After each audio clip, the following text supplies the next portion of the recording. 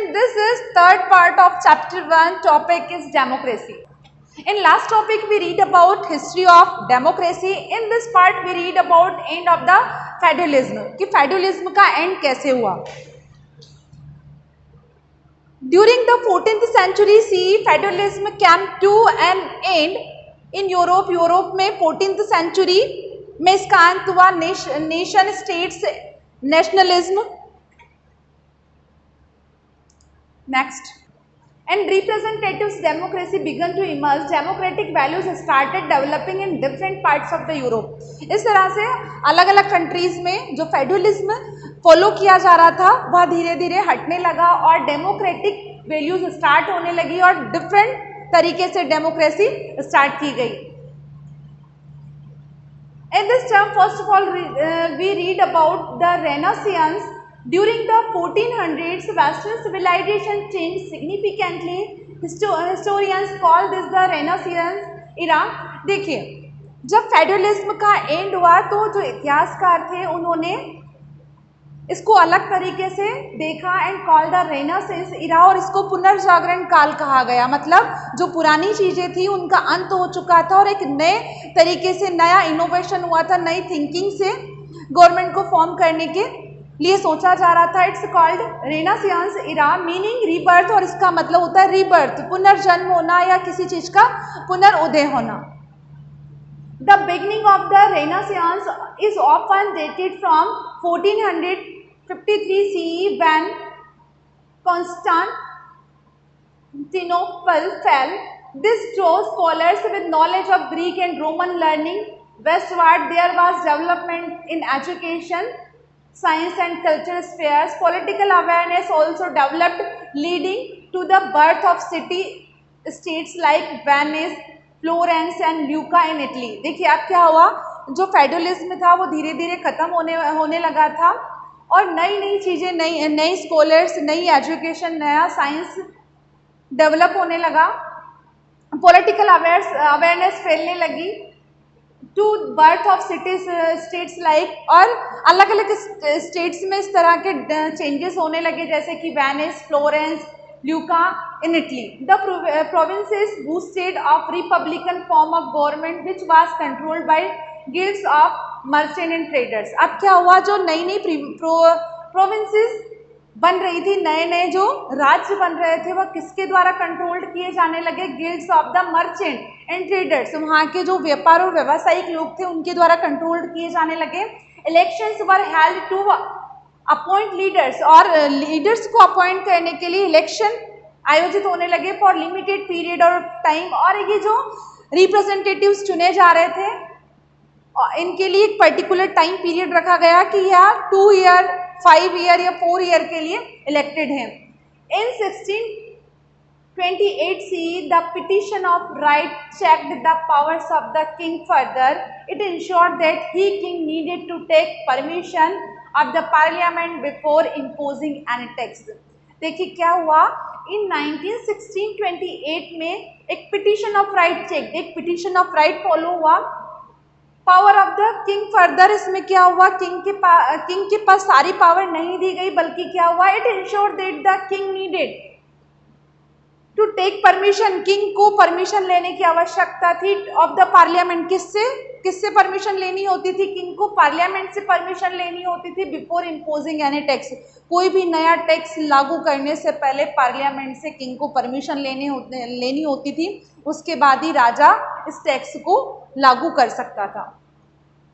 Renaissance के बाद आया the glorious revolution. After the Renaissance era the glorious revolution or the bloodless revolution took place in 1688 CE. जो glorious revolution था जिसे bloodless revolution भी कहा गया, यह कब एग्जिस्टेंस में आया? 1688 CE में.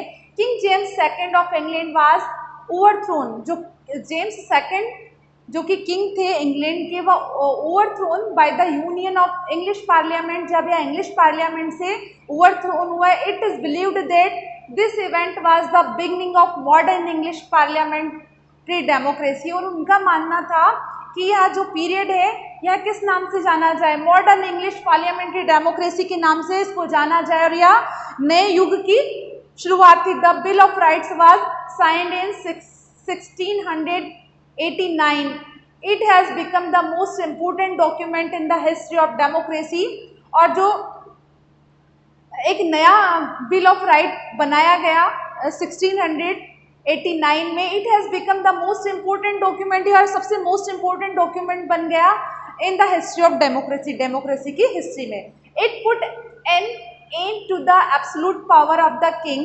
इसमें क्या हुआ, जो किंग के पास एब्सोल्यूट पावर थी वह खत्म हो गई। Give freedom of speech and expression and made the king accountable to an elected body of the representatives. और लोगों को फ्रीडम दी गई, स्पीच की फ्रीडम दी गई या एक्सप्रेशन की फ्रीडम दी गई, and made of king accountable to an elected body of the representatives. और उसे किंग बनाया गया, किसका, an elected body of the representatives.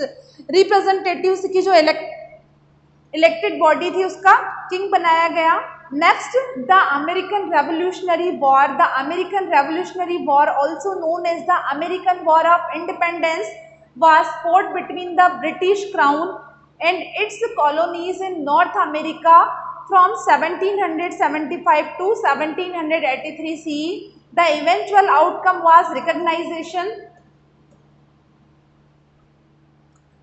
and independence of 13 southernmost colonies as well as sparsely settled territories to the west of the Mississippi River with the help of France. It also led to writing of the Declaration of Independence, which is landmark in the history of democracy.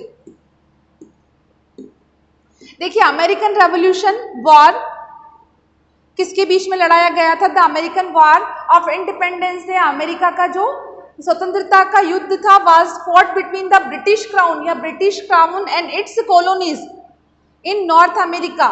North America की जो colonies थी उनके बीच में लड़ा गया from 1775 में। The eventually outcome was recognition